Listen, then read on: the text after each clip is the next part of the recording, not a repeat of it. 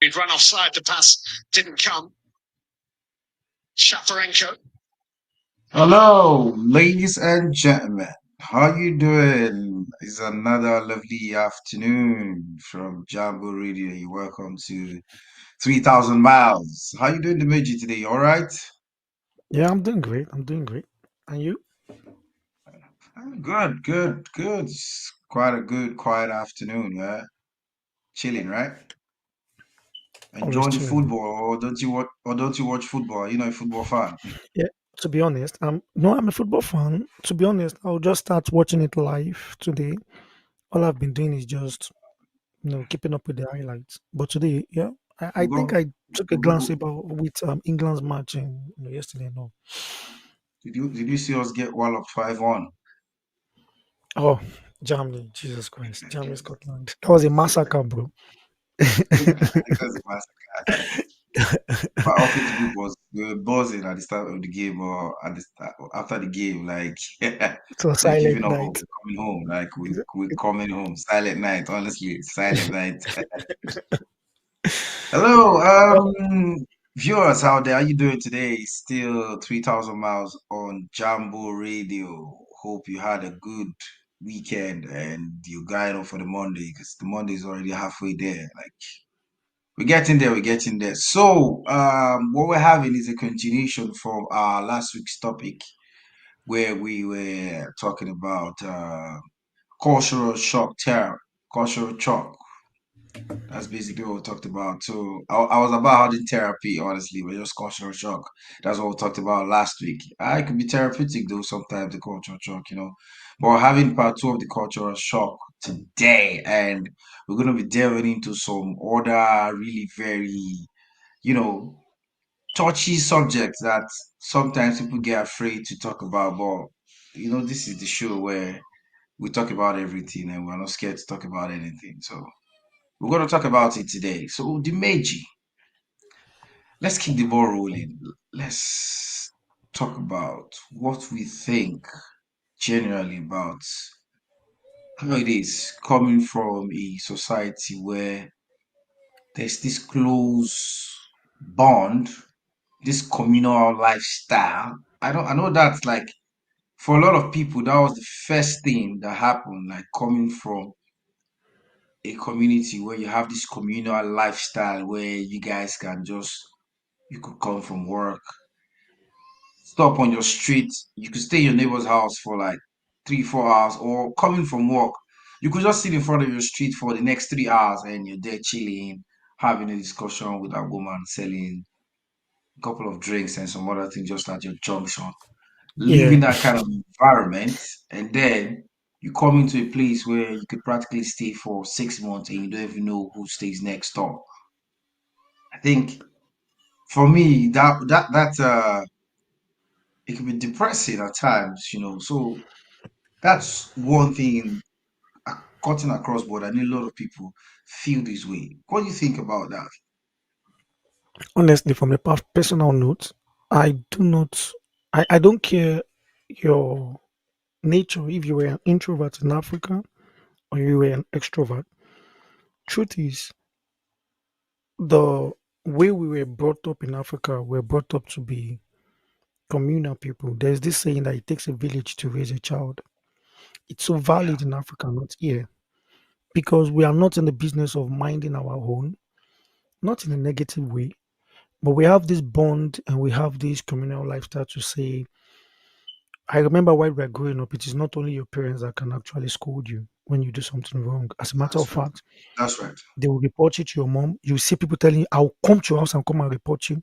And even before then, they can even punish you alongside with their children. Yeah, all of you come here, kneel down and all.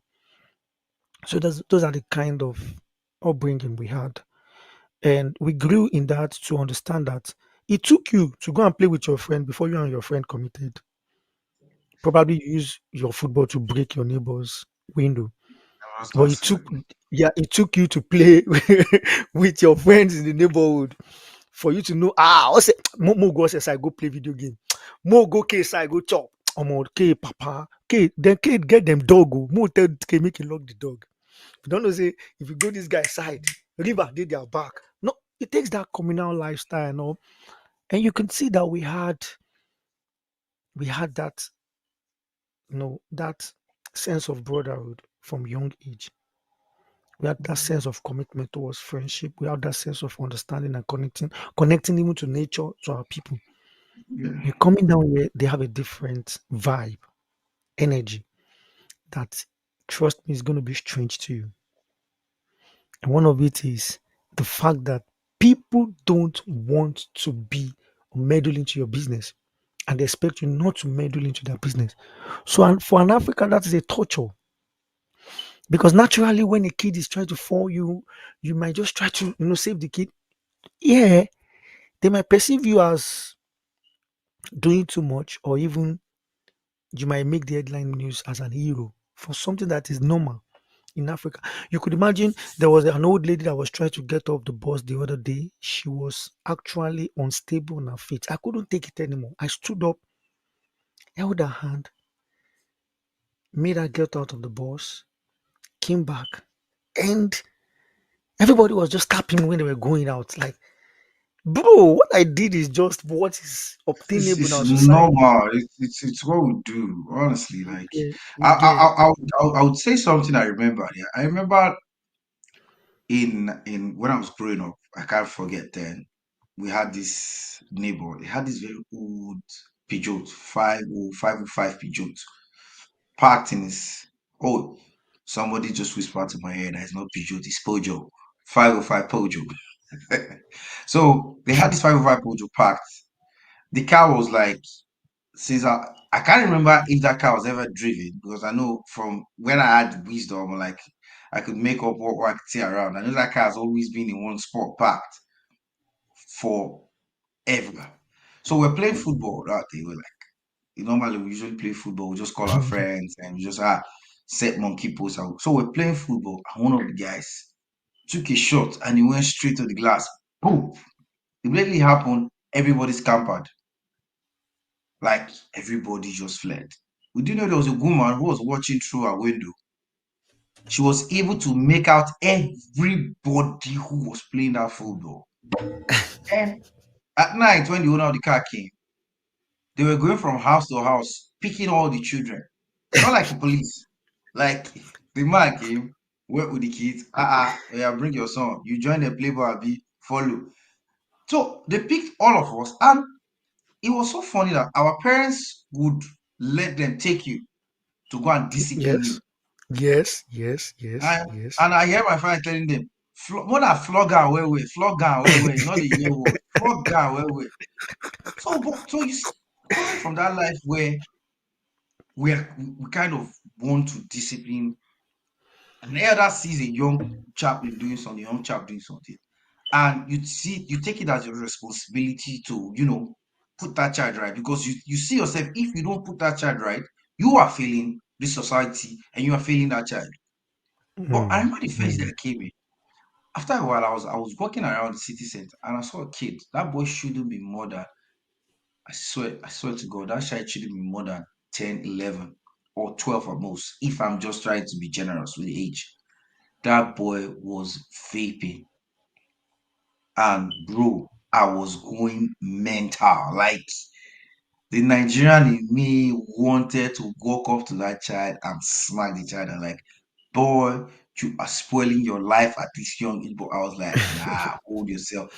So you see that for me, that was like a big shock to come and see a child of this age.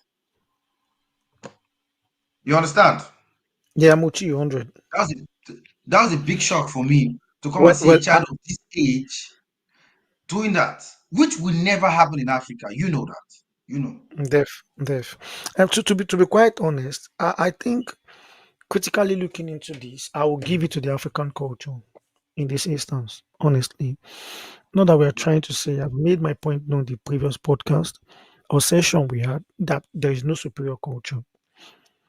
But when we look at the rate at which something is working and it's not working in the society, we need to say, oh, I think in this aspect, I would elevate this concept above this.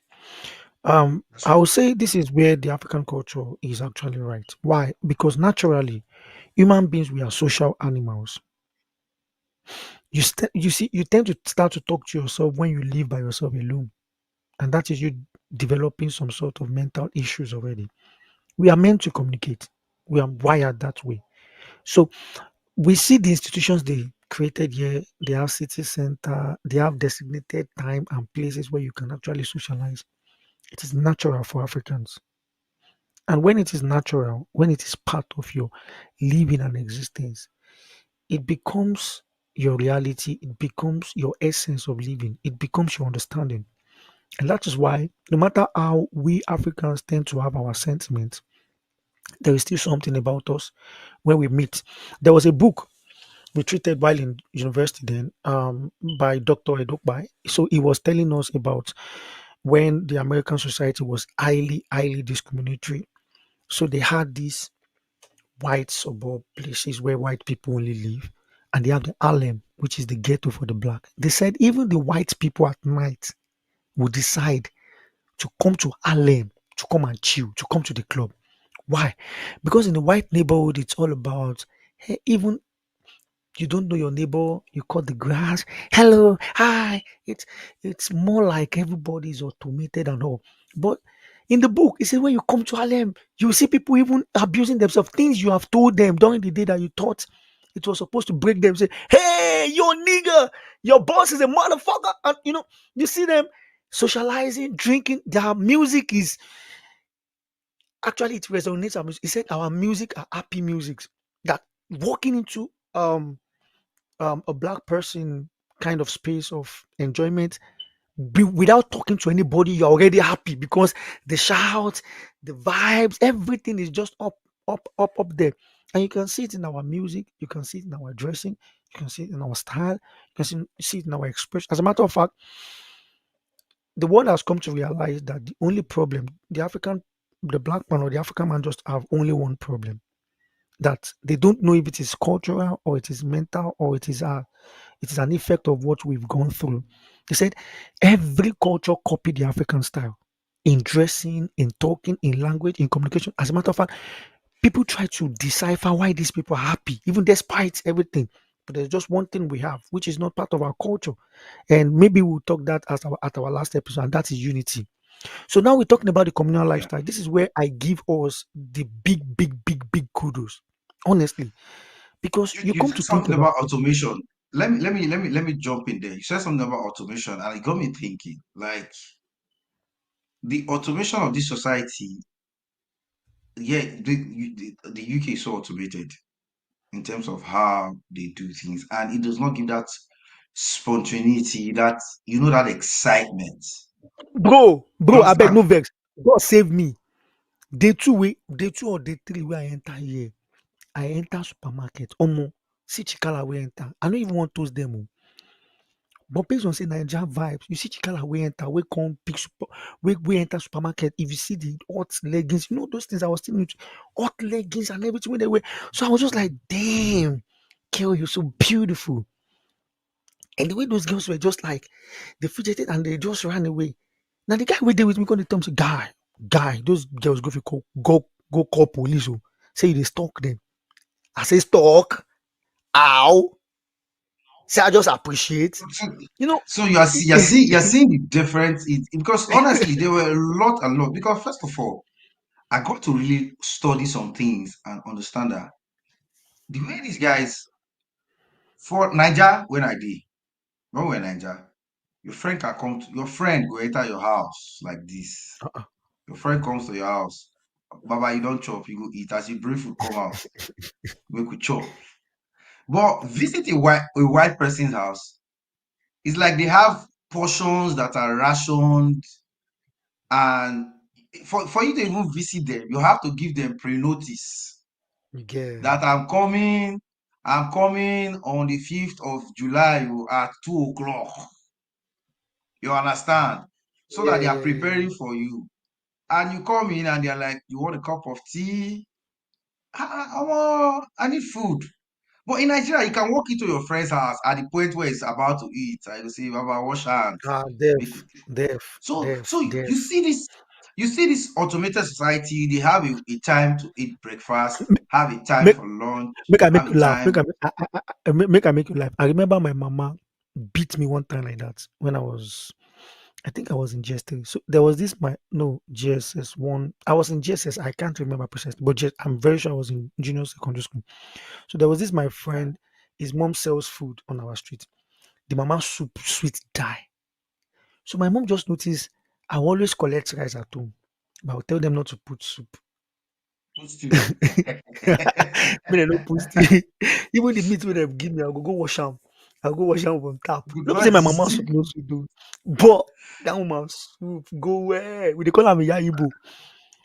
So e come get one day my mama wan know wetin dey sup, and this me and this my guy, we dey even bet, we go play game, dey use our afternoon food dey bet. Shey you me understand? or me? So e come get one time wey my mama wan know whether shey dis boy dey chop or wetin dey use my e come use my sister tell me. To cut the long story short, my sister sha find out say me dey carry food from house go dey collect soup from iya Igbo. I go tell dem say we get rice, say we no get soup, say make im beg. So dat one think say dey do the Lord's thing, say no worry, go put soup for me. You no know say me the soup go well. The woman sef go give me egg. My mama beat my life carry me go meet iya Igbo. Say na lie oo, dis boy no dey suffer oo. I no know why oo. I dey cook soup, and so you could imagine iya Igbo didn't even bother to tell my, because she already felt like the friend of my son is also my son. So Yes, it everybody is calls everybody daddy, mommy. And you can you see get that because we grow up to the fact that you know that your parents, your daddy is more than just your everybody. To me, everybody is daddy, mommy, def daddy, now. mommy. But you come to the when I came here, the first person I approached, I said, "Oh, hello, ma." As in, they were quite strange. Like, why calling me ma?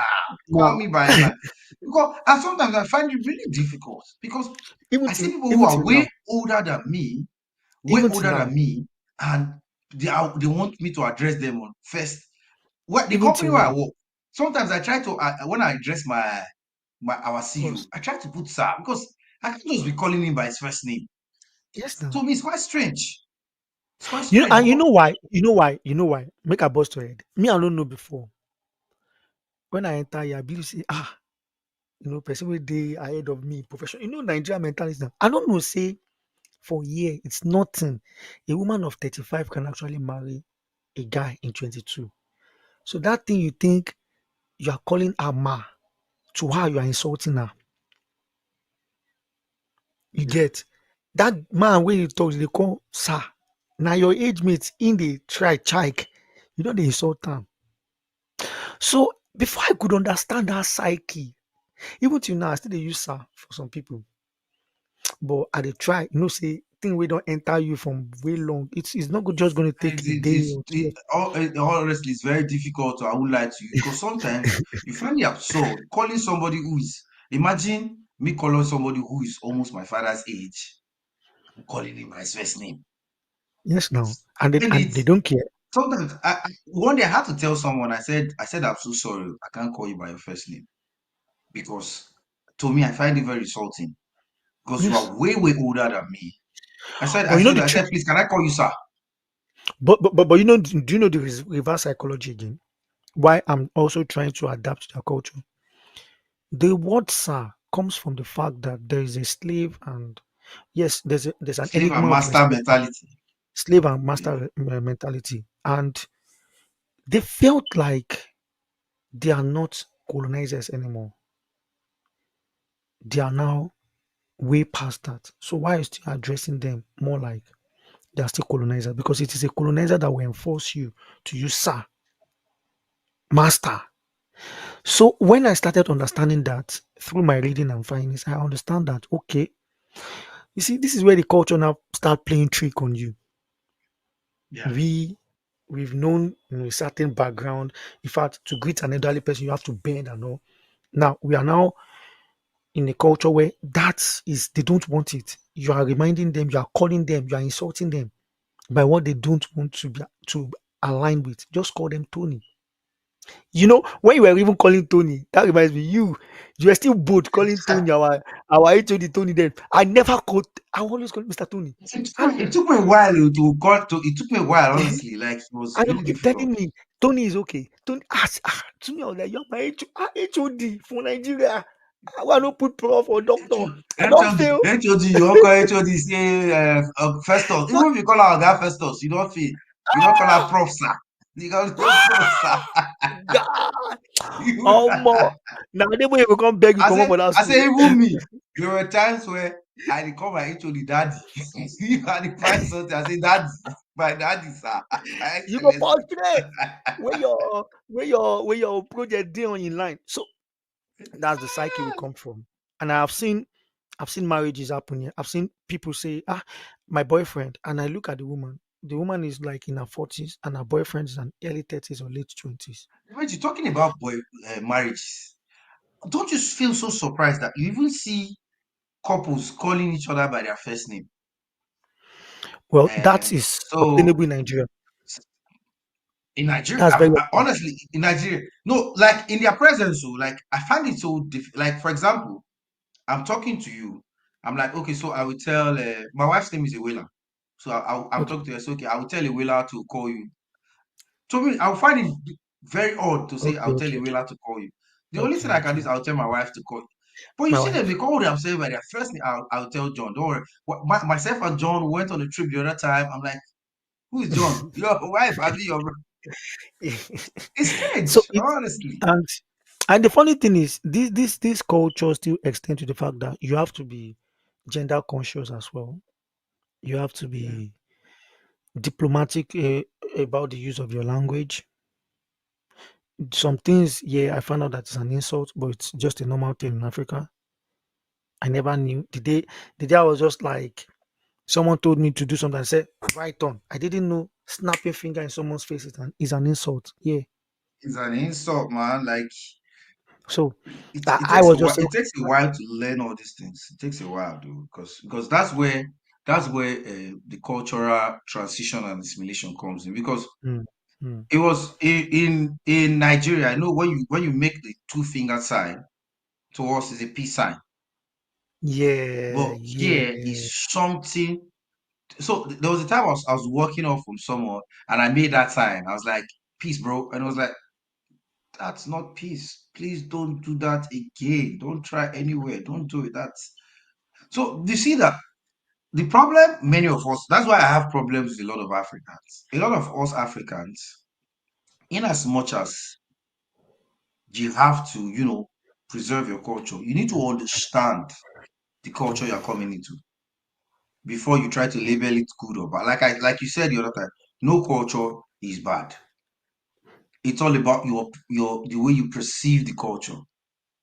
And one or two other things is when you come to a particular culture, you see certain things. You can't accept a culture 100%, Yeah. except you are a gullible fellow.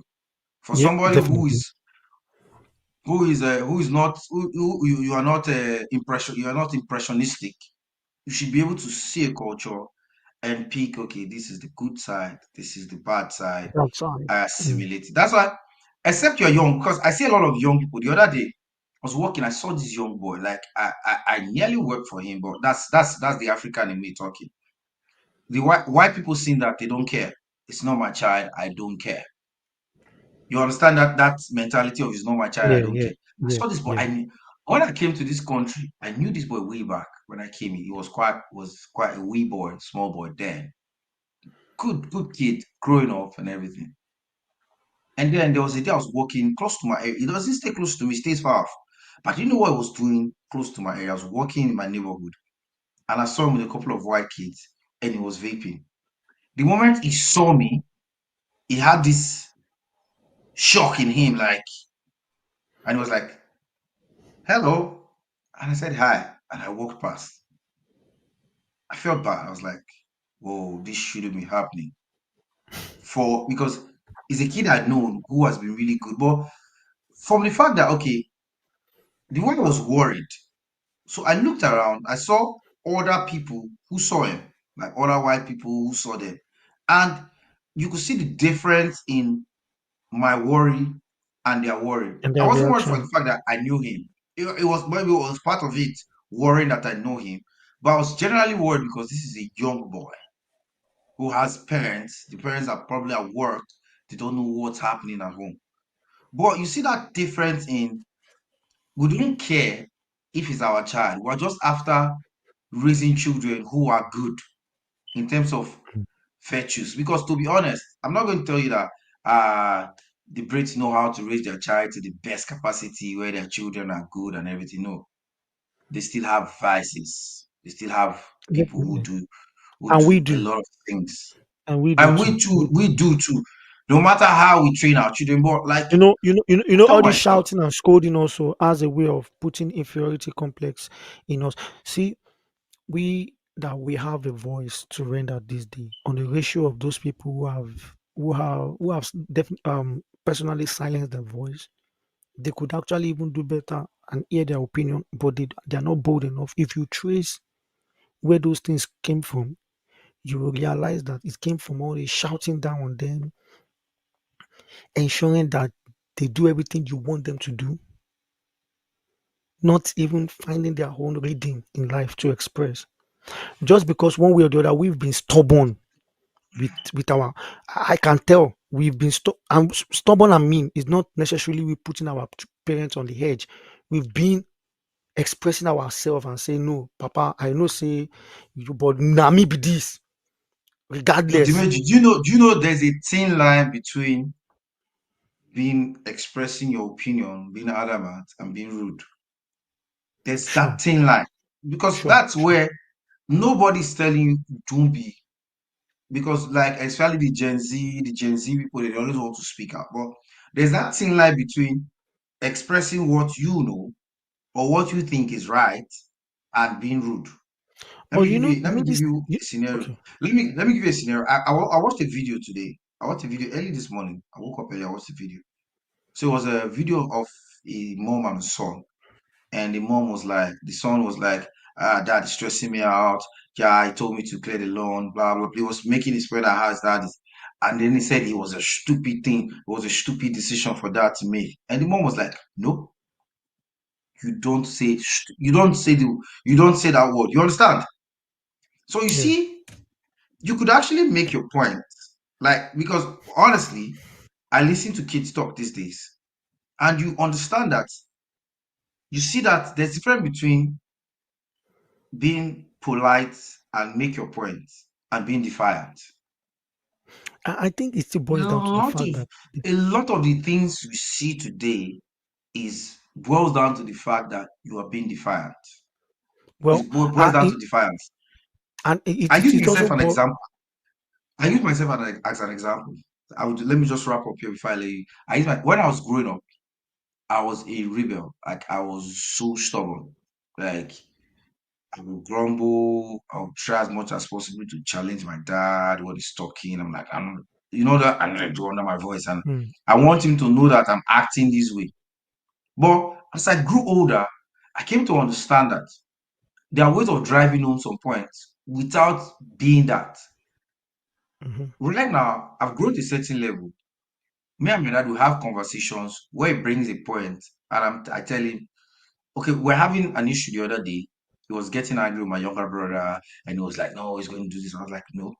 So I brought in some points. I was like, you are the one making this boy act this way. This is what you did. This is what you did. This is what you did that triggered this. And nobody's caring about the boy's reaction. You are only looking at the boy's reaction. Why did he react in a certain way? Because he was treated this way.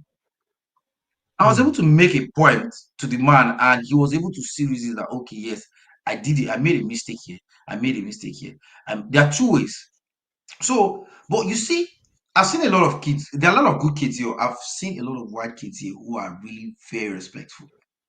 Sure, And sure, sometimes I sure, get so shocked that how were sure. you raised? Because it boils down to the fact that how you were raised. I was speaking with a woman who was like in her 70s or 80s, and she was telling me, growing up, they were raised differently.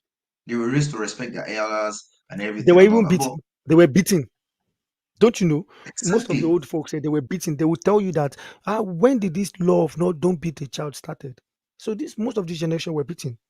There was a time I was in Scotland and there were teenagers having an outrage and in a park, and those women were so pissed and they said something, bring back the cane. That was what they said. So they were beaten.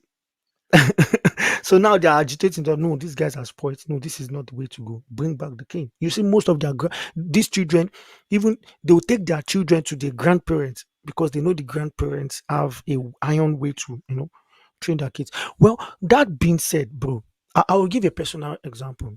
I grew up to I'm a guy of many friends, and I'm not someone who doesn't have a nature to express and miss my friends. I do.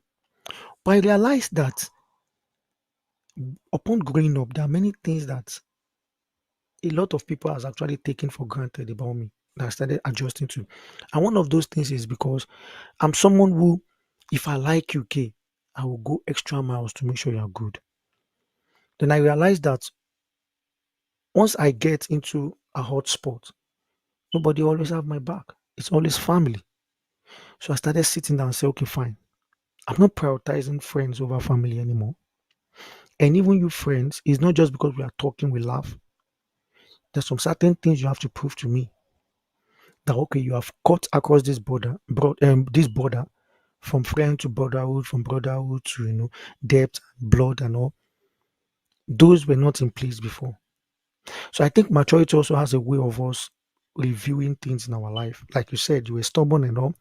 I also grew up from a family where, see, my family is so argumentative that if you are a quiet type, you will turn to permanent mumu in my house. Trust me, I learned how to talk and argue in my family.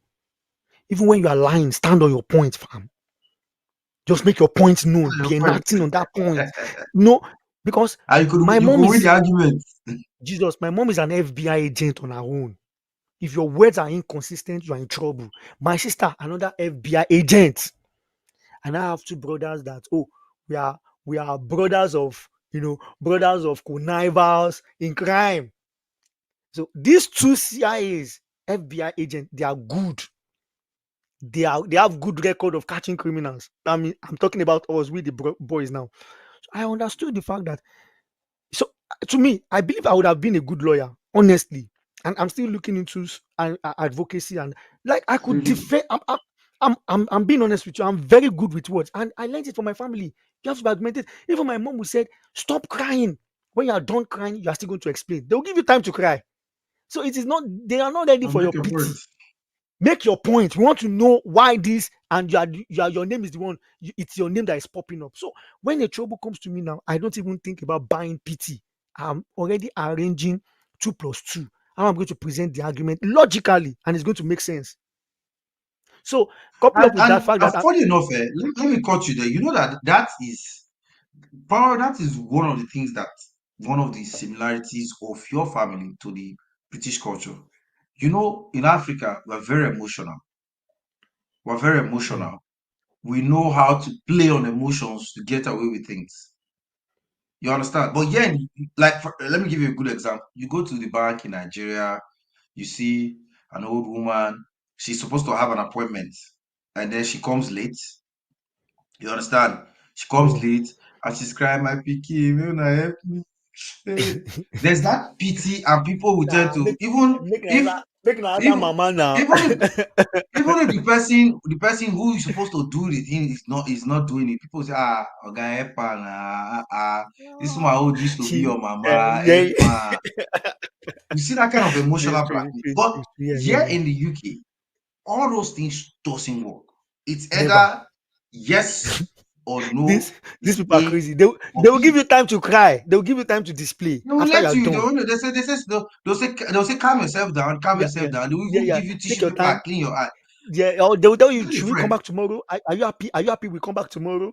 You look upset. Just calm yourself down. You look upset. Yeah, it, I had a all friend those who went to ones. the embassy. He went to the embassy recently, and he said he saw this old woman who was supposed to have an appointment for 9 o'clock, and she was there for 10.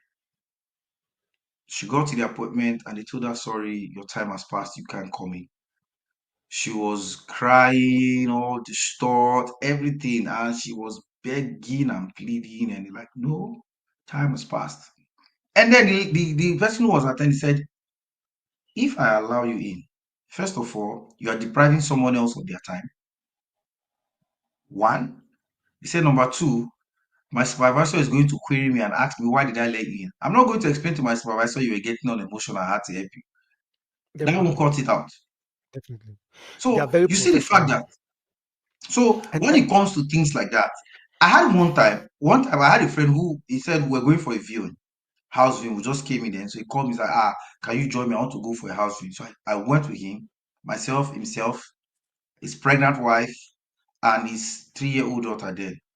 We got to the appointment 10 minutes. The appointment was for 2:45. We got there at 2:55 or 3 o'clock. And immediately we got there, we saw the guy who was supposed to take us into the house. He was standing outside. I was like, sorry, mate, your time has passed. I was like, please, I'll see. I'm sorry, mate. You have to reschedule. And I was like, but we are here. His wife is pregnant. It's a 3-year-old dear. At least, even if you know reason us, man, just look yeah, at this. pity the pregnant. We were trying to play the pity card, and we are like, sorry, mate. You have to. And it was just the fact that, you see, that is one area you have learned because you had parents who will tell you, finish crying and explain yourself. But most And African parents, immediately see they cry, they this say, thing, leave her, leave her, this leave thing, her. this thing you just said. This thing got me an appointment and got me many enemies. When I was working with the king, I didn't know it was in me before. And oh God, people want to come and see the king, and they want to like. And the king have told, I have the itinerary. I was the spokesperson for the king and the head of the media team, so I know the schedule for the king. So you're supposed to come 10 a.m. You came 11:30, and you want to bribe your way in. I can't. And even when you give me some things and like privileges, and you're trying to win me over, and everything, I will just tell you straight. I will see what I can do. And that's me going into the palace and you're not seeing me again. That aside, even I missed friends when I was doing business, my daily TV. I didn't know I was an hard cracker on them.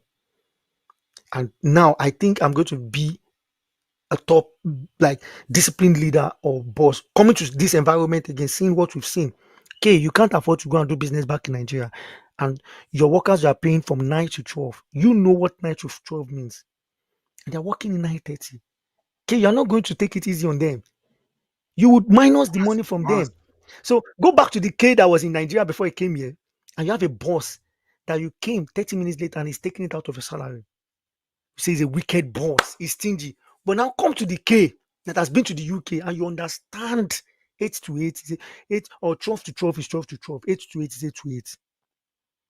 Would you blame? You're giving me your time. You're giving me your time. You're giving me your time. Because I'm paying I'm for paying your you for time. your time. This is not a matter of I hate you. In fact, I'm paying you for your time. You came late.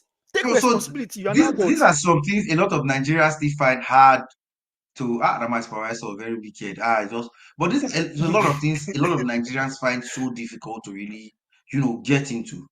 Because even you notice even the people you work with, even if they are working in late, they probably have informed the supervisor, oh, You I had don't a meeting in write. my office the other day.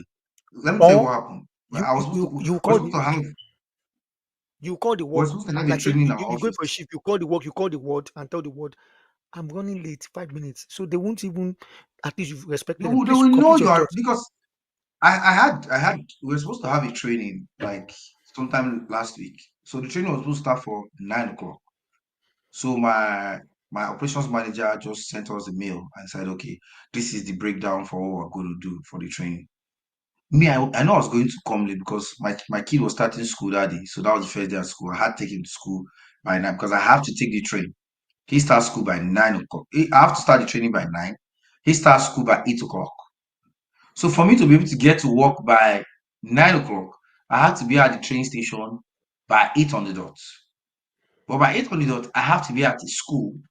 And from the school to the train station is about like 6 to 7 minutes. So before I would drop him at school, I would have missed the train. Automatically, I would wait for the next train, which Next automatically train. delays me. So I know this is what's happening to me. So immediately I got the mail, I was thinking, how am I going to do it? But the African in me was just saying, I'll just go late for it's a training. It's not work. I'll just go late. If I go late, I'll give them an excuse when I get there. But immediately I was there contemplating.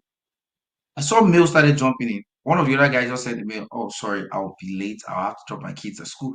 So you see these guys, in terms of honesty, they're A1. Like they Professionalism. tell you, this I is give it to what I them. am going to do. I am going to come late because of this reason. But Nigerian man will go late and tell you, the train didn't come early. Meanwhile, I did Or not there wake was up rain. early. Or there was rain. Or there was an accident on the road. They will cook up story. Yes, there was the so you see the fact that these guys here are just that level of honesty in them. Professionalism, You I will see say. the I level know. of I don't want to call me. I honesty. will just call it professionalism. Okay, let us wrap it up at professionalism. Because if you are going to see deep into that, you see that difference in the way we as Africans tend to want to act from where we are coming. Because from where you are coming from, you get to work out. I work in a bank then. I'm supposed to resume by 7 o'clock, 7:30 ish, because we have like we call it morning huddle. We do it for 7:45, 15 minutes. So at least you're supposed to be at work before morning huddle starts. So you get to work by that time. A lot of us transport are supposed to come early so you don't get queries because it was the bank. But I'm supposed to work from 8 to 5. But I'm working in at 8 o'clock.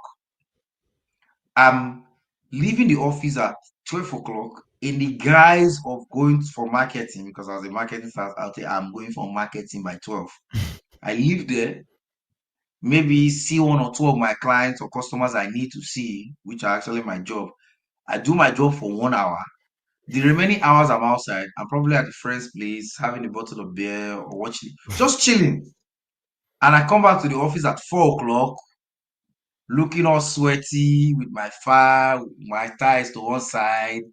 I'm making it look like I've been going around the whole of Worry looking for customers to come to the bank and everything.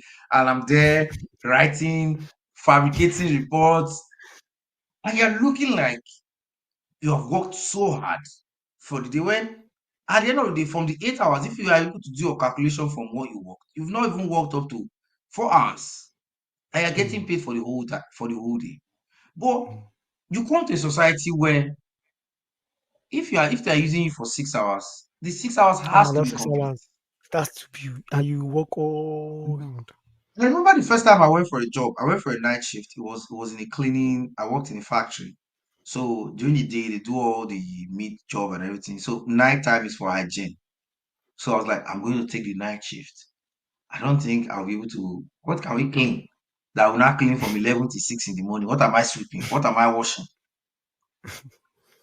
Do you know that these guys, they have a way of, these white people are so smart.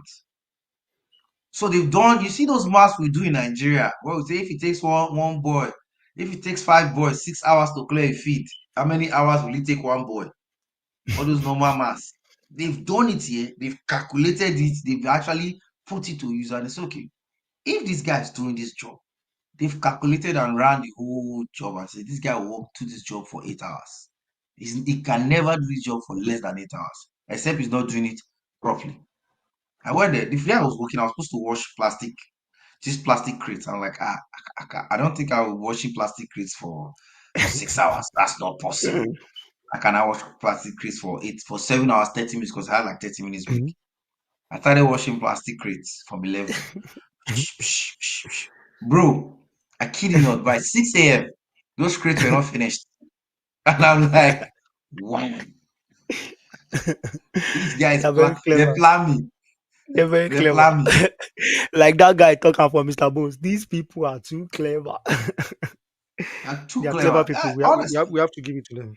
We have to give it to them. See, honestly, I like this, honest conversation we're having because one thing I appreciate about 3,000 miles is that it is not some sort of hate speech or some sort of anti-European kind of conversation, which I enjoy the way we can be honest about it. Because if we are anti-European, what are we actually doing here?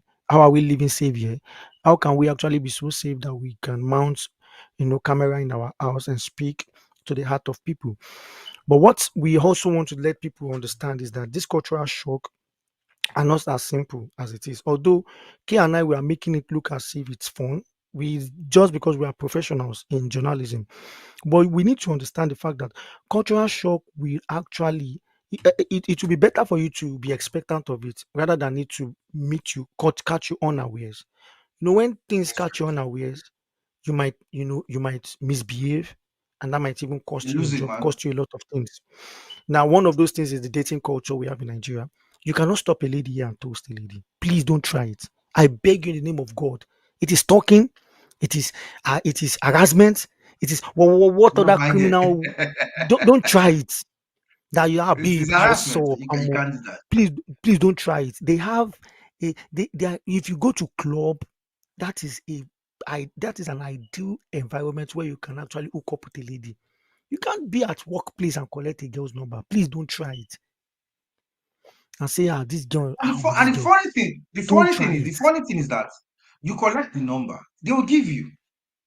But you are, Mhm. I had a case. I don't know how true it is. I had a case of somebody who went to work, collected the number of one of the staff, and was actually, and the person got sacked because the office environment is supposed to be seen as professional. Yeah, yeah, yeah. So even when I work, before I started having number of some of my colleagues, was people who have had conversations. I know, okay, this person is somebody I have to call for You work understand? I purposes don't and even, to everything. be honest, I don't have number of my colleagues on my phone. The ones I have, I didn't save them. I don't want them to be watching my WhatsApp status. And people need to understand their That cycle, like your office life is private from your work it's life. private. See, you see, even a porn star, let me tell you truthfully today, a porn star, living beside your house, is taking that porn professionally. Don't think it's like Nigeria that you think, she's a prostitute. You walk up to her and tell her how much. See how for road you Don't hold up. You can't do try that. it. She's a porn star. She's a professional porn star. She's so don't try it. So we need to let people understand all these you see a girl, you start touching the girl anyhow just because it's part of our culture to appeal to a girl, a baby girl, my color, yellow. For a year, you feel land for jail. That's sexual harassment. The moment you've touched, Even standing too close, even not even touching, you are standing too close to somebody is a hmm, problem. And they so tell you, please, you're too close. You're too close for hmm, comfort. Could you please move me, back a little? Baba, me, I don't know how those people that are dating the Europeans do it.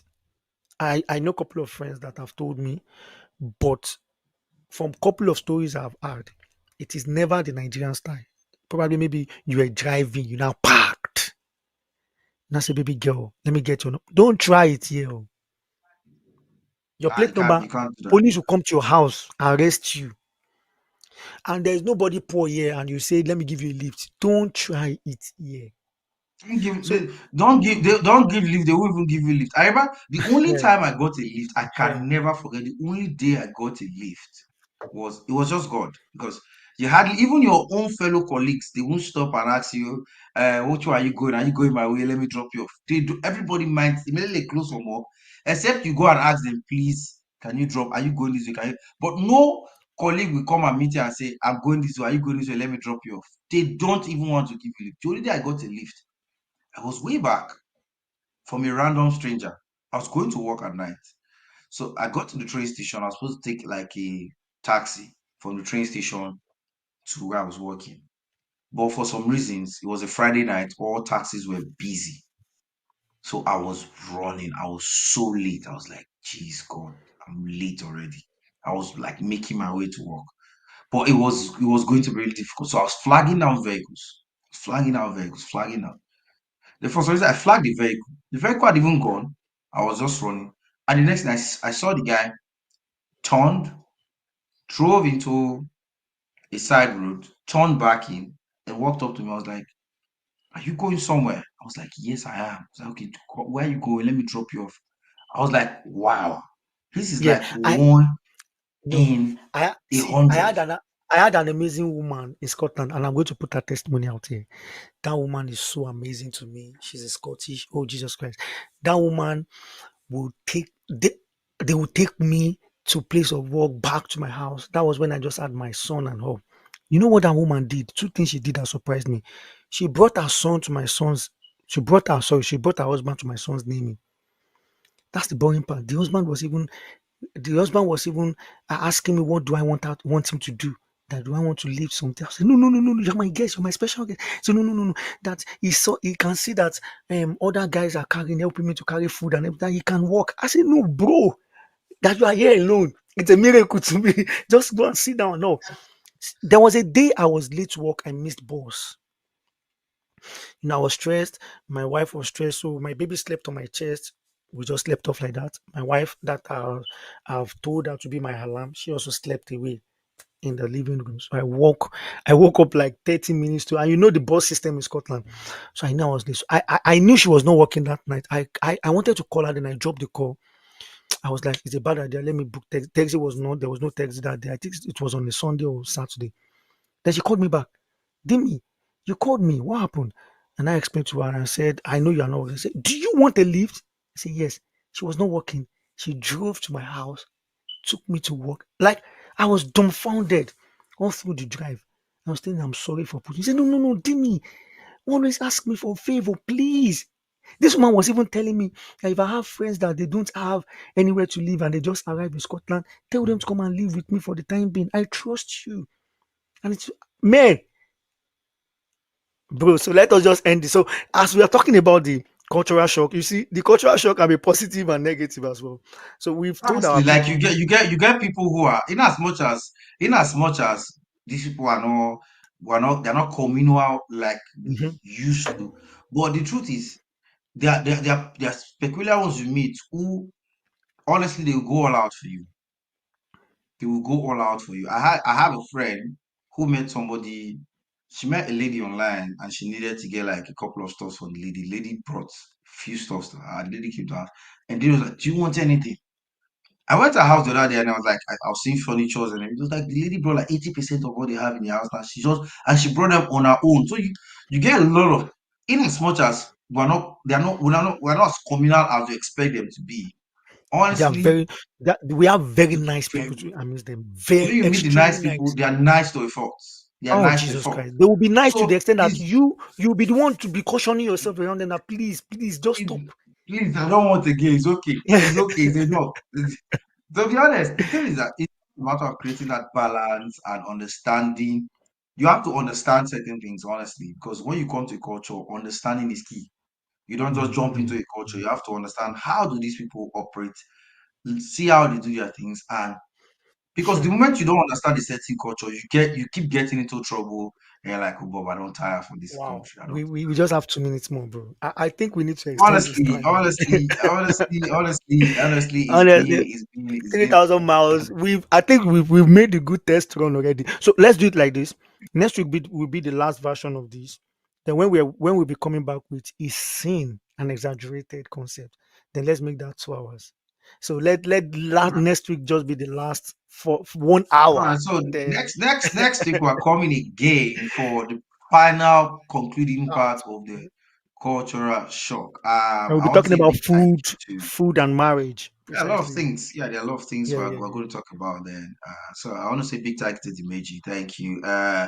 Osega is absent, he's unavailable, I said, but he will be here Mm. next week. Big shout out to Baron and keep watching Jambo Radio. Follow Bam! us on all our social The media biggest platforms. producer. Listen to us on our smart speaker. You could listen anywhere. Thank you and have a good week ahead. And from myself and Dimeji, we'll see you next week.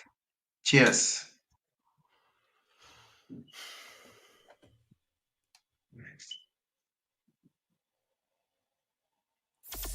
On your mobile phone and on all social media platforms. Jambo Radio.